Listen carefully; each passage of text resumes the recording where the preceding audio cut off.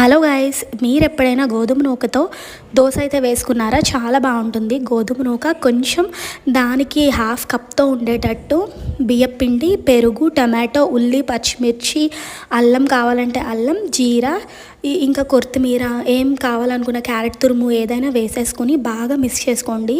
Mix చేసేసుకుని దీన్ని ఒక హాఫ్ అన్ అవర్ మీరు పక్కన పెట్టుకోండి. లేదు ఓవర్ నైట్ ఉంచుకున్నా కూడా పర్వాలేదు. అలా ఉంచి హాఫ్ అన్ అవర్ తర్వాత తీసేసి అందులో కొంచెం వాటర్ అయితే మిక్స్ చేయండి. వాటర్ మిక్స్ చేసేసి మంచిగా మనం నార్మల్గా ఊతప్పం ఎలా అయితే వేసుకుంటామో అలా వేసేసుకోవడమే. చాలా ఈజీ అనమాట. అండ్ చాలా హెల్దీ కూడా. ఒక్క దోశ తింటేనే మనకు కడుపు నిండిపోద్ది. బేసిక్గా ఇది దోశ అని మనం చెప్పలేము, ఊతప్పం అని చెప్పచ్చు. చాలా టేస్టీగా ఉంది. నేనైతే దీంతోపాటు టమాటో చట్నీ చేసుకున్నాను. అంటే చాలా హెల్దీ రెసిపీ అనమాట ఇది. సడన్గా ఇంట్లో పిండి లేకపోయినా కూడా మనం ఇట్లా చేసుకోవచ్చు. మీరు కూడా ఒకసారి ట్రై చేయండి. అంతే.